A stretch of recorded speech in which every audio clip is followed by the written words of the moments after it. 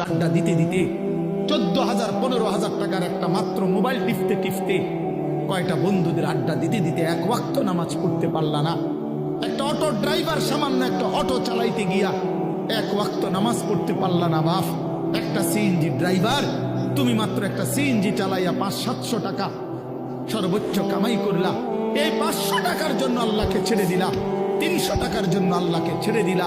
আহা মুসলমান, বড় অল্প দামে নিজেকে বিক্রি করে দিলা, বড় কম পয়সায় নিজের বেচা দিল। মুসলমান, এত কম দামে বেচা দেওয়ার কথা না। একজন চা দোকানদার সারাদিনে কত কামাই করে? 30,000 টাকা।